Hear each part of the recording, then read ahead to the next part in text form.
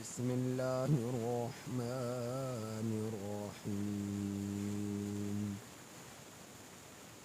قل تعالوا أتل ما حرم ربكم عليكم ألا تشركوا به شيئا وبالوالدين إحسانا ولا تقتلوا أولادكم من إملاق نحن نرزقكم وإياهم ولا تقربوا الفواحش ما ظهر منها وما بطن ولا تقتلوا النفس التي حرم الله إلا بالحق ذلكم وصاكم به لعلكم تعقلون۔ یہ سورۃ الانعام کی آیت نمبر 151 آپ حضرات کے سامنے تلاوت ہے۔ اس آیت کریمہ کا ترجمہ یہ ہے، قل آپ کہہ دیجئے اے میرے مصطفیٰ صلی اللہ علیہ وسلم، آپ کہہ دیجئے تعالو تم آؤ، میں تمہیں اتلو ما پڑھ کر سناتا ہوں ان چیزوں کے بارے میں کہ جو چیزیں حرام ربکم تمہارے رب نے حرام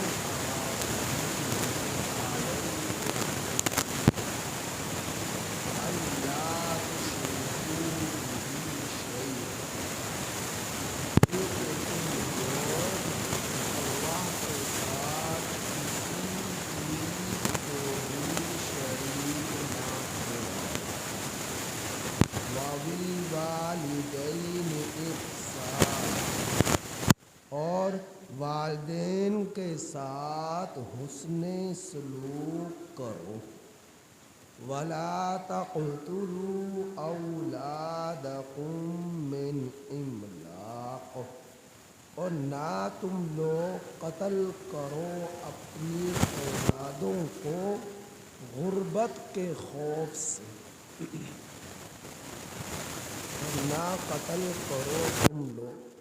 اپنی اولادوں کو من املاق غربت کے خوف سے، نحن نرزقکم ہم تمہیں بھی رزق دیتے ہیں، وإیاہم اور انہیں بھی رزق دیتے ہیں، ولا تقربوا الفواحش اور نہ تم لوگ قریب جاؤ بے حیائی کے، ما ظہر منہا جو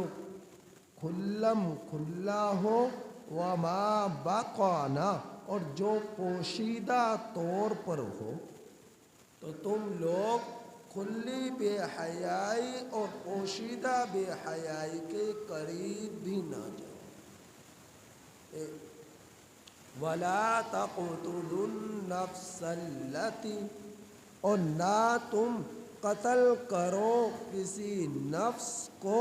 کہ جس نفس کو حرم اللہ نے حرام قرار دیا ہے، الا بالحق مگر حق کے ساتھ، ذالکم وصاکم بہ ان چیزوں کا تمہیں تاکیدی حکم دیا گیا ہے، لعلکم تعقلون تاکہ تم لوگ سمجھ جاؤ، ان چیزوں کا تمہیں تاکیدی حکم دیا گیا ہے تاکہ لعلکم تعقلون تم لوگ سمجھ جاؤ۔ سمجھنا تم لوگوں نے کیا ہے؟ سمجھنا یہ ہے کہ اللہ نے تمہیں کچھ چیزوں سے منع فرمایا ہے کہ وہ کام وہ چیزیں تم لوگوں نے نہیں کرنی، ان سے تمہارا رب روٹھ جائے گا، ان کاموں کے کرنے سے تمہارا رب ناراض ہو جائے گا، اور جب اللہ ناراض ہو جاتا ہے تو اللہ کا غضب آتا ہے، اور جب اللہ کا غضب آتا ہے تو پھر عذاب آتا ہے۔ اس لیے اللہ کو روٹھانا نہیں ہے، اللہ کو ناراض نہیں کرنا، اور اللہ کو ناراض کر کر اللہ رب العزت کے غضب کا شکار نہیں ہونا۔ تو پچھلی آیات کریمہ میں ان چیزوں کا بیان ہوا کہ جو چیزیں خود سے مشرکین نے اپنے اوپر حرام کر لی تھی اور اللہ کے حلال کردہ چیزوں کو حرام ٹھہراتے تھے، تو اللہ رب العزت نے ان آیات کریمہ میں بیان فرمایا کہ جن چیزوں کو تم حرام قرار دیتے ہو اللہ نے ان چیزوں کو حرام نہیں قرار دیا۔ ہاں، جن چیزوں کو اللہ نے حرام قرار دیا ہے میں تمہیں بتلاتا ہوں وہ چیزیں یہ ہیں۔ تو اب اللہ رب العزت تمہیں بتلا رہا ہے کہ کن چیزوں کو میں نے تم پر حرام قرار دیا ہے۔ تو سنیے، نبی کریم صلی اللہ علیہ وسلم کو میرے رب نے مخاطب فرمایا۔ قرآن کریم میں جا بجا لفظ قل قل قل قل آ رہا ہے، جو اس بات کی دلیل ہے کہ پیارے رسول صلی اللہ علیہ وسلم نے خود سے کبھی کوئی بات ارشاد فرمائی ہی نہیں، جو بھی آپ بولتے وہ وحی ہو، جو بھی نبی کریم صلی اللہ علیہ وسلم ارشاد فرماتے وہ وحی خداوندی ہو، اللہ رب العزت کا فرمان ہوتا، میسج ہوتا، اسی میسج اسی فرمان کو نبی کریم صلی اللہ علیہ وسلم امت تک پہنچا دیتے۔ تو اللہ رب العزت کے پیغمبر تمام باتوں میں اللہ رب العزت کے احکامات کے محتاج تھے کہ جو اللہ فرمائیں گے وہ کرنا ہے، جو اللہ فرمائیں گے وہ کرنا ہے۔ تو آپ صلی اللہ علیہ وسلم جو کچھ کرتے وہ کرتے جو رب چاہتا، جن چیزوں سے رکتے ان سے رکتے جو رب نہ چاہتا کہ ان سے نہیں یہ کام نہیں کرنے تو آپ نے نہیں کرتے۔ تو آپ صلی اللہ علیہ وسلم کا قول فعل تقریر وہ سب اللہ کی مرضی سے تھا،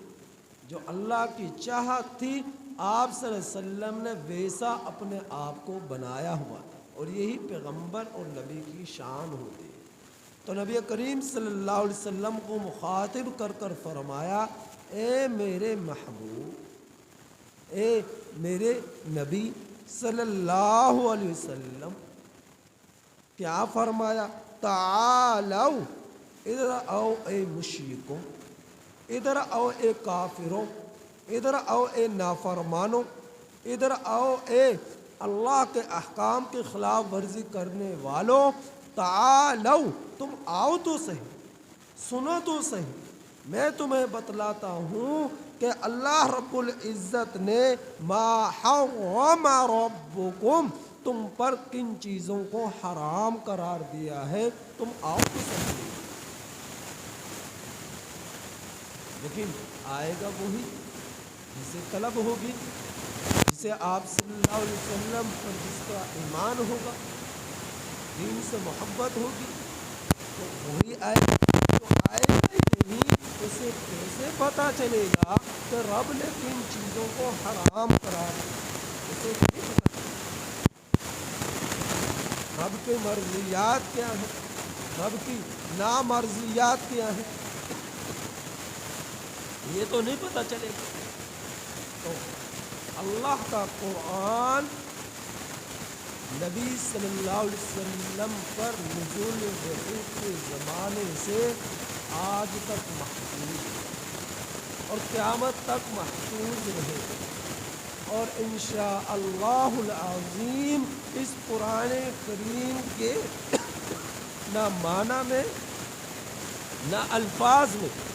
ذرا بھر بھی کوئی شخص رد و بدل اور تبدیلی نہیں کرتا۔ انسان آتے رہے جانے والے جاتے رہے، اس دھرتی پر کسی نے بھی ہمیشہ زندہ نہیں، مرنا ہے ہر کسی، لیکن اچھی زندگی اسی کی بنے گی جو قرآن کے مطابق، احکامات کے مطابق زندگی بسر کرے، آپ صلی اللہ علیہ وسلم کے طریقوں کے مطابق زندگی بسر کرے، اللہ کی مرضیات میں اپنے مرضیات کو جھکا ڈالے گا کہ جو رب کی مرضی ہے میں نے تو وہ کروں، لیکن قرآن کا تو وعدہ ہے، قیامت بھی آ جائے گی تب بھی محفوظ ہے، جنت میں بھی یہ ہوگا اور رب خود اس کی تلاوتیں کرے گا، تمہاری کوئی گارنٹی نہیں، یہ مرد، یہ عورت، یہ بوڑھا، یہ جوان کتنے دن یہاں رہے گا اور اس کے بعد مر جائے گا۔ تو دنیا کا نظام جب تک قیامت قائم نہ ہوگی یوں ہی چلتا رہے گا، یہ رونقیں، یہ بہاریں، یہ چمک دمک جو عارضی طور پر جب تک قیامت قائم نہ ہوئی اسی طرح نظر آتی رہیں گی، یہ کم کمیں چمکتے رہیں گے، لائٹیں چمکتی رہیں گی، رونقیں بہاریں آتی رہیں گی، پریشانیاں غم بھی آتے رہیں گے اور دنیا کا نظام چلتا رہے گا جب تک قیامت قائم رہے۔ تو جو زندہ ہیں یہ مر جائیں گے، کوئی بھی نہ رہے گا، نہ طاقتور نہ غریب، نہ امیر نہ شہرت والا یا چھپا ہوا، عزت دار، عزت جس سے چھین لی گئی، سب کے سب نے مرنا ہے، سب کے سب نے جانا ہے، لیکن قرآن کریم کے احکامات کے مطابق جو زندگی گزار کر چلا گیا، رب کی مان کر زندگی گزار کر چلا گیا، وہی کامیاب ہے۔ اب قرآن کریم کے احکامات بیان کرنے والے بیان کرتے ہیں، قرآن کا مزاج بیان کرنے والے بیان کرتے جا رہے، سننے والے سنتے جا رہے، سمجھنے والے سمجھتے جا رہے، لیکن وہ بے حس قسم کے لوگ جو قرآن کو نہ سنتے ہیں، نہ سمجھتے ہیں، نہ سمجھنے کی کوشش کرتے ہیں، تو ان کا کیا بنے گا؟ عمل تو وہی کرے گا جسے سمجھ آئے، جو سنے گا، جو سمجھنے کی کوشش کرے گا، جو سیکھے گا، تو عمل کی بھی اسی کو توفیق ہوگی۔ لیکن جو بے حس قسم کے لوگ جو اپنے کاموں میں یوں ہی مصروف رہے کہ پتہ ہی نہ چلا کب بڑھاپا آ گیا، پتہ ہی نہ چلا کب جوانی گزر گئی، پتہ ہی نہ چلا کب غربت آ گئی، پتہ ہی نہ چلا کب فقیری آ گئی، معلوم ہی نہ ہو سکا کہ کب یہ آخری سانسوں کے ختم ہونے کا منتظر ہوتا چلا گیا، قریب ہوتا چلا گیا، اس کا پتہ ہی نہ چلا۔ تو اس وقت جب احساس ہوگا ہائے کاش میں رب کی مان کر زندگی گزار لیتا، لیکن رب کی مان کے زندگی گزارنے کے لیے رب کے فرمان کا بھی تو معلوم ہونا چاہیے کہ رب کے فرمان کیا ہے، قرآن کا مزاج کیا ہے، قرآن نے کیا تم سے مطالبہ کیا۔ تم نے تو روح گردانی کر کر، منہ پھیر کر، پشتیں دکھا کر قرآن سے دوڑے لگا دی، تو آج سیکھو گے کب اور عمل کب کرو گے؟ اب تو تمہاری آخری سانسیں رہ گئی، اب تو یہ ختم ہونے والی ہے، اب تو وہ وقت، وہ زمانہ گزر کر نہیں آ سکتا۔ تو نبی کریم صلی اللہ علیہ وسلم نے فرمایا تعالو، حقیقت میں اللہ فرما رہے ہیں، آپ صلی اللہ علیہ وسلم کو تو اللہ نے فرمایا اے میرے پیغمبر ان سے کہیے تعالو، آؤ تو میں تمہیں پڑھ کر سناتا ہوں، لیکن تم تو آتے ہی نہیں ہو، تم تو آتے ہی نہیں ہو، تم تو بھاگتے ہو، تم تو دوڑے لگاتے ہو، پتہ نہیں کتنوں کے پیشانیوں پر تیوریاں چڑھتی ہیں، غصہ آتا ہے، یہ کیا تماشا لگایا ہوا ہے۔ تو یہ ایک اللہ کے عذاب کو دعوت دینے والی بات کہ قرآن کریم کی ناقدری کرنے والا عمل ہے۔ فکر کریں اپنے گھروں کی، کاروباروں کی، اپنی زندگیوں کی، بچوں کی، مستقبل کی، ورنہ جب اللہ کی لاٹھی کا ڈنکا بجا اس وقت پھر کچھ کام نہ آئے گا اور مہلت نہ ملے گی۔ تو نبی کریم صلی اللہ علیہ وسلم نے فرمایا تعالو، آؤ تم، میں تمہیں پڑھ کر سناتا ہوں، اتلو، میں پڑھ کر سناتا ہوں تمہیں، ما حرم ربکم، جن چیزوں کو تمہارے رب نے حرام قرار دیا ہے، علیکم، تم لوگوں پر، اللہ تشرکو بہ شیئا۔ نمبر ایک، تم لوگوں نے کبھی بھی رب کی ذات، رب کی صفات، رب کی ذات، رب کی صفات، رب کے عبادات میں کسی کو بھی شریک نہیں ٹھہرانا، رب کے ساتھ شرک نہیں کرنا۔ ان الشرک لظلم عظیم، یہ شرک جو ہے بہت بڑا ظلم ہے، اس سے بڑھ کر کوئی ظلم نہیں ہے۔ تم نے شرک نہیں کرنا، اللہ فرما رہا ہے تم نے شرک نہیں کرنا، شرک نہیں کرنا، شرک نہیں کرنا، اللہ اسے برداشت نہیں کرتا، اللہ کی ذات اسے برداشت نہیں کر سکتی کہ اس کی ذات میں تم شریک ٹھہراؤ، اولادوں کی نسبت کر کر، بیوی کی نسبت کر کر، اس کے صفات کے ساتھ تم شریک ٹھہراؤ کہ اللہ پیدا کرنے والا ہے، کوئی اور بھی ہے پیدا کرنے والا، اللہ مدد کرنے والا ہے، کوئی اور بھی ہے مدد کرنے والا، اللہ رب العزت ہے رزق دینے والا، کوئی اور بھی ہے رزق دینے والا۔ اللہ کی صفات میں کسی کو شریک نہ ٹھہراؤ، اللہ کی ذات میں کسی کو شریک نہ ٹھہراؤ، رب کی صفات میں کسی کو شریک نہ ٹھہراؤ، اللہ اسے برداشت نہیں کرتا۔ اللہ تشرکو بہ شیئا، اللہ نے اسے حرام قرار دیا۔ جن چیزوں کو تم حرام قرار دیتے ہو وہ چیزیں حرام نہیں ہیں، یہ چیز حرام ہے کہ تم رب کی ذات اور صفات میں کسی اور کو شریک ٹھہراؤ۔ پھر فرمایا وَبِالْوَالِدَيْنِ إِحْسَانًا، اور والدین کے ساتھ حسن سلوک رکھو، والدین کے ساتھ حسن سلوک رکھو۔ آج یہ والدین،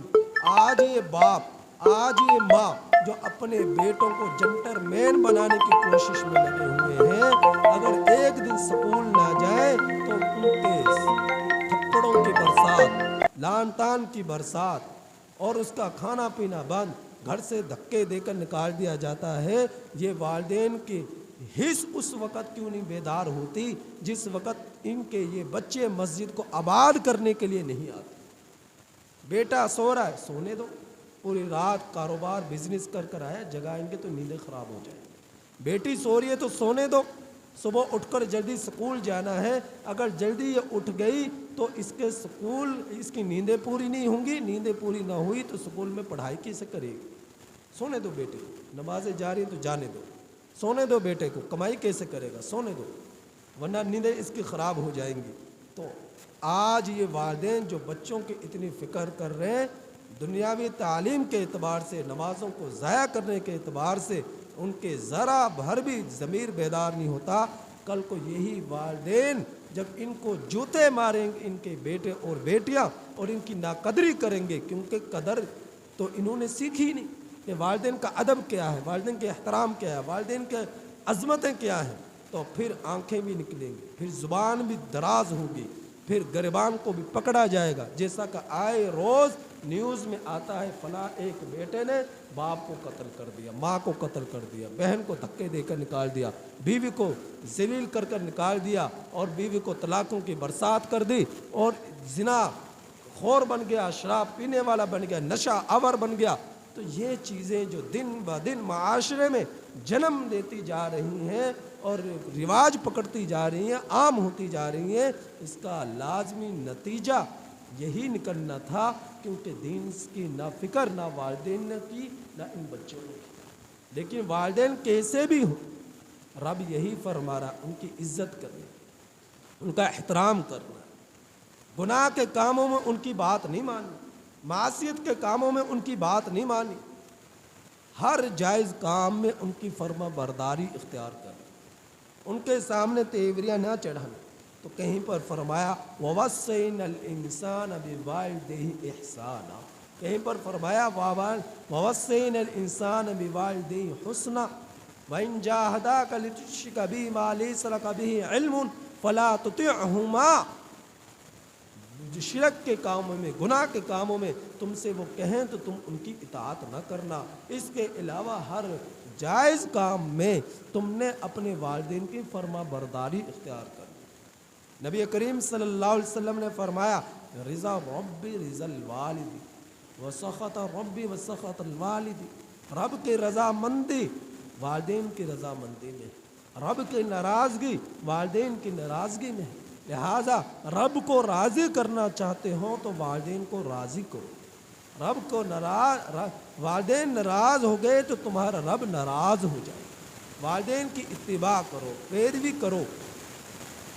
کرو، ان کی اتباع کرو، جائز امور میں ان کی جو ہے مان کر زندگی گزارو، اسی میں خیر ہے، اسی میں بھلائی ہے۔ والدین کے سامنے اپنے آپ کو سمجھدار، بہت زیادہ طاقتور نہ سمجھو۔ یہ چیز تمہارا گھمنڈ، یہ تمہارا غرور، یہ تمہاری جوانی تمہیں برباد کر کر رکھ دے گی، ذلیل کر کر رکھ دے گی۔ تو شرک کے بعد اس آیت کریمہ میں اللہ رب العزت نے دوسرے نمبر پر والدین کا ذکر، جس سے معلوم ہوئی یہ بات کہ اللہ نے والدین کو بہت بلند مقام عطا فرمایا۔ جب اللہ والدین کی اتنی لاج رکھ رہے ہیں تو والدین کو چاہیے کہ اللہ کی عزت کی، اللہ کی وحدانیت کی، رب کی سے ساتھ عشق اور محبت کی یہ لاج رکھی جائے کہ اپنی اولادوں کو رب کے قریب کرنے کی کوشش کرے، دور کرنے کی کوشش نہ کرے۔ آج اس بستی میں کتنے بچے ہیں، کتنی بچیاں ہیں، لیکن کتنے والدین ہیں جو اپنے ان بچوں کو نمازی بنا سکیں؟ کتنے والدین ہیں جو اپنی ان بچوں کو نمازی بنا سکیں؟ یہ والدین دنیا کے ہر کام کو کرنے کے لیے بڑا سے بڑا مجاہدہ کر لیں گے، لیکن بچوں کو نمازی بنانے کے لیے یہ کہتے ہیں ہم کمزور ہیں، مانتے ہی نہیں ہیں، ہم کمزور ہیں، مانتے ہی نہیں ہیں۔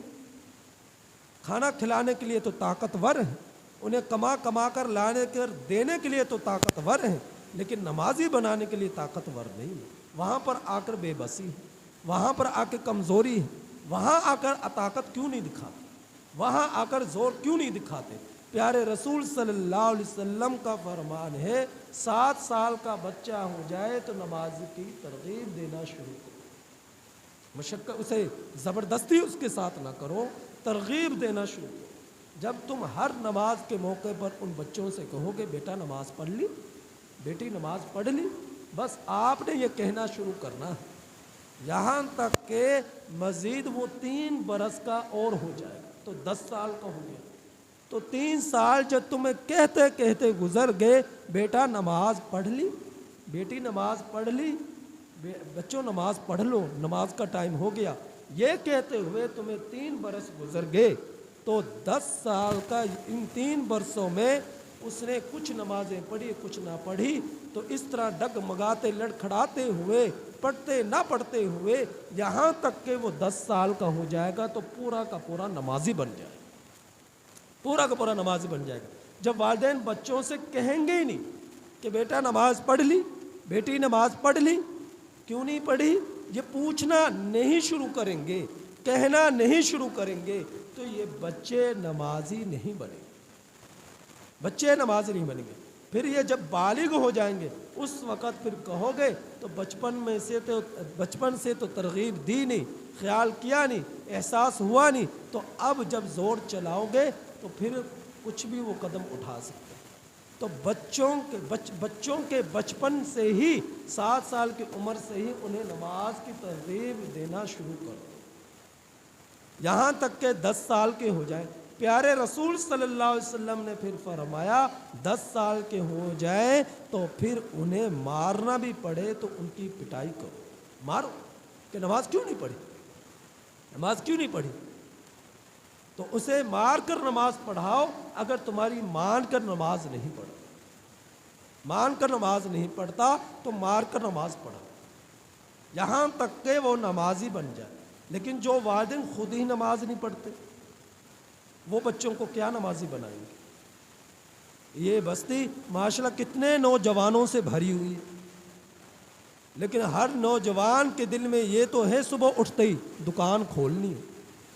کبھی یہ بھی آیا کہ اللہ کا حکم میں نے پورا کیا ہے صبح کے وقت، نماز پڑھی ہے میں نے صبح کے وقت؟ کبھی اس چیز کا خیال اور تڑپ آئی ہے اور سینہ اس کے اندر بوجھ پڑا ہے کہ میں نے نماز نہیں پڑھی، ہائے میں اپنے رب کو کیا جواب دوں گی، ہائے میں اپنے رب کو کیا جواب دوں گا؟ تو یہ کبھی خیال آیا ہے؟ جب والدین خود ہی نماز نہیں پڑھیں گے تو بچوں کو نمازی کس طرح بنائیں گے؟ اگر اس بستی کا ایک ایک بچہ، ایک ایک جوان اس مسجد کو آباد کرنے والا بن جائے، نمازی بن جائے، تو یہ مسجد اللہ کے فضل سے پوری کی پوری بھر جائے اور اہل علاقہ یہ فکر کرنا شروع کر دے کہ مسجد کو وسعت دی جائے، اسے وسیع کیا جائے، اسے بڑا بنایا جائے کہ اس مسجد میں تو نمازی بھی ہوتی ہے۔ جب گھر میں بے نمازی ہوں گے تو کوئی گھر نحوست سے بچے گا۔ جب نحوست آتی ہے تو جھگڑے پیدا ہوتے ہیں، میاں بیوی کا جھگڑا، بھائی بہن کا جھگڑا،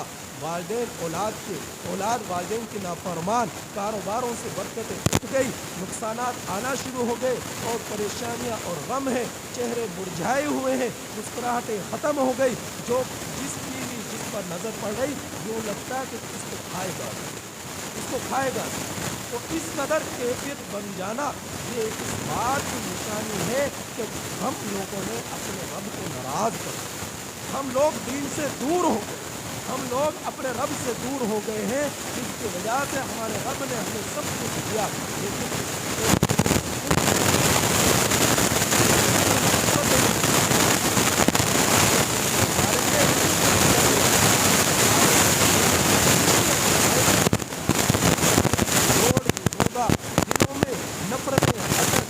کینا یہ گندی غلاظتیں ختم ہو جائیں گی اور نکل جائیں گی۔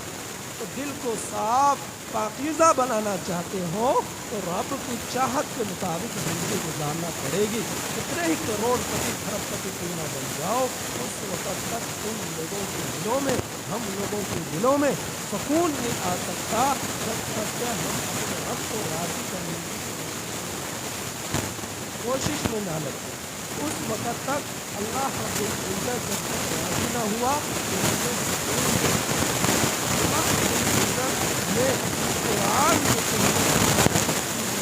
ہے، تم اسے سنو، تم اسے پڑھو، تم اسے سمجھو اور پھر اس پر عمل کرنا شروع کرو۔ کام کرنا ہمارے آسان ہے، قرآن سننا ہمارے لیے مشکل ہے، قرآن سمجھنا ہمارے لیے مشکل ہے۔ آج تم لوگوں کو پکی پکائی مل رہی ہے، بغیر معاوضے کے، بغیر اجرت کے قرآن سنایا جا رہا ہے، قرآن سمجھانے کی کوشش کی جا رہی ہے، اس کی قدردانی کر لو۔ مبادہ وہ وقت آ جائے کہ رب تم سے اس نعمت کو چھین، اللہ اس نعمت کو تم سے چھین لے، اور یہ جو تھوڑی بہت قرآن کی باتیں ہو رہی ہیں، قرآن کا میسج دیا جا رہا ہے، یہ بھی ختم ہو جائے، یہ ختم ہو جائے تو یہ برکتیں جو تھوڑی بہت باقی ہیں یہ بھی کھا لی جائیں گی، ختم ہو جائیں گی۔ اس لیے اس کی قدردانی کر لو اور کسی کو اپنے باتوں کا، اپنی جو ہے زبان کا، اپنی آنکھوں کا نشانہ، تنقید کا نشانہ نہ بناؤ۔ محبت کرو، آپس میں محبت کرو، حسن سلوک کے ساتھ رہو اور اللہ کے اس حق کی فکر کرو۔ وہ عورتیں بھی فکر کریں، وہ مرد بھی فکر کریں کہ کس طرح اس کو آباد کیا جائے، اس کو ویران نہ کیا جائے۔ اللہ پوچھیں گے اس ماں سے بھی جس کے گھر کے گرم بستروں میں اس کے بچے سوتے رہے اور اس نے اپنے بچوں کو نماز کے لیے نہ اٹھایا۔ پوچھے گا میرا رب اس باپ سے بھی کہ جو خود نماز کے لیے آ گیا اور جوان بیٹا گھر میں سوتا رہا اور اس سے یہ نہ کہا بیٹا نماز پڑھ، اسے نماز پڑھ، اسے یہ نہ کہا کہ نماز پڑھ۔ تو اللہ فرما رہے کہ والدین کے ساتھ حسن سلوک کرنا ہے، اس کا عزت کرنی ہے، اس کا احترام کرنا ہے۔ پھر فرمایا وَلَا تَقْتُلُوا أَوْلَادَكُم مِّنْ إِمْلَاقٍ، اور تم اپنی اولادوں کو غربت کے خوف سے قتل نہ۔ آج بھی یہ شکل دوسری حایت کی صورت میں پیش کی جا رہی ہے کہ بچے زیادہ ہو جائیں گے تو کھلائیں گے کہاں سے، پلائیں گے کہاں سے؟ اس کا وعدہ تو اللہ نے کیا کہ میں رزق دوں گا۔